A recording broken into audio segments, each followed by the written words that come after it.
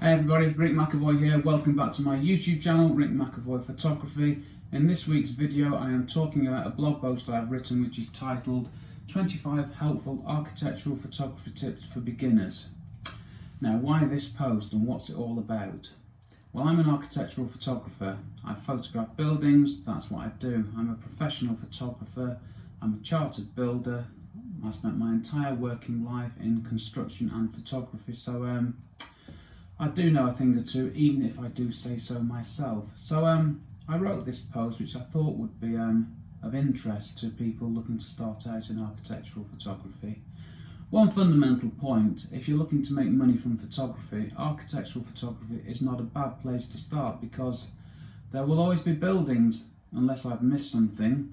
There will always be people who live in buildings, there will always be people who work in buildings, etc. And people will always want photographs of buildings.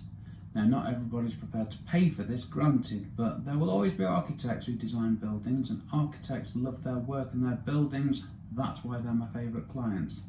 So what I've got together here is just a list of it's 25 thoughts, ideas, tips, call it what you like, which, if you're thinking of starting up in the world of architectural photography, will hopefully be of use to you.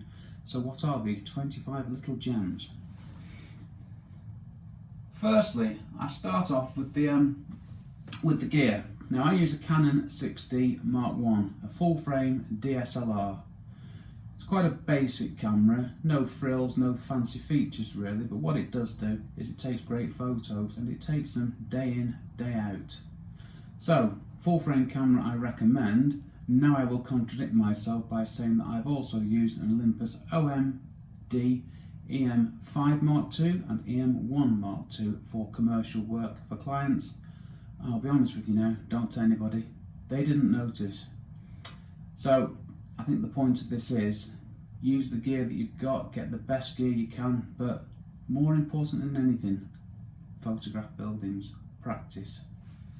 Lenses. I use a Canon 17 to 40mm f4L lens, not too expensive. It's about 600 quid on Amazon at the moment, which, yeah, that's a lot of money, but for a professional quality lens that's good enough for architectural photography, it's pretty good price. With the Micro Four Thirds Olympus cameras, I've also used a 7 to 14mm lens and also the 12 to 40mm lens, and I've got great results with both. So again, wide is good. 17mm on full frame, I would really like 14mm on full frame, so I think I'll give you a range in here.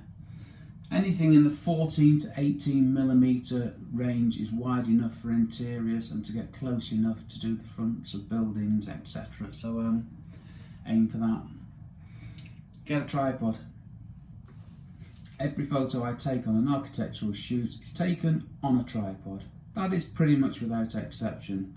The exceptions being if I'm using my painter's pole and I've got it waving up in the air, or if I'm in a tight corner somewhere where there isn't room for a tripod, on a scaffold, bottom of a hole, in a bucket riding around in a skip, but we don't do that anymore. Use a tripod. What does it do?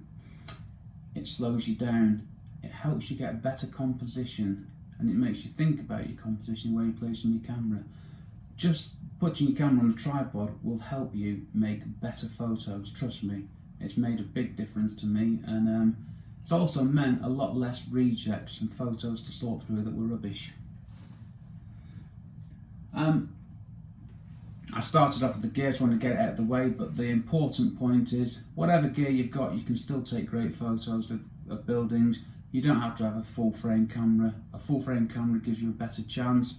Get a wide lens on a Micro Four Thirds and you're laughing. So go out and take the photos. Don't worry about the gear, but know the gear that you have. Learn how to use it. Go out and use it. That's the most important thing. I won't go through these now. Please read the blog post. Camera settings that I use for my architectural photography. I've spent many years getting my workflow down to a very simple, basic, repeatable thing that gives me consistently good results. Job in, job out. Hasn't been a problem for ages. So camera settings: shutter speed, aperture, ISO, JPEG or RAW, autofocus or manual, autofocus, image capture mode, AV, HDR. Yes, I use HDR. Don't shoot me. Read why. Go out and photograph buildings. Number 13. Yeah, go out and photograph things. Practice. That will give you the single biggest improvement in your architectural photography. Photograph things inside, outside, whatever you can. You can practice in your house, your bedroom, your lounge, your garden, wherever you want. Just go out, take photographs and look at them. Things to think when photographing a building. Plenty of things to think about, but the next point is the second most important thing after practicing, which is related to practicing, which is when you're out there practicing, think about your composition. Composition, number one thing, composition. If you learn nothing out of this video other than that you are going to learn about composition, then that is good and that is a positive thing. Composition, after all, is what is in the photo, what you're including, what you'll be working on, what you will be showing to other people, what you will be asking people for money for. So very, very important. So there's a few little pointers there on composition. Bit of technical stuff on the processing. Again, I tell you very briefly how I process architectural images.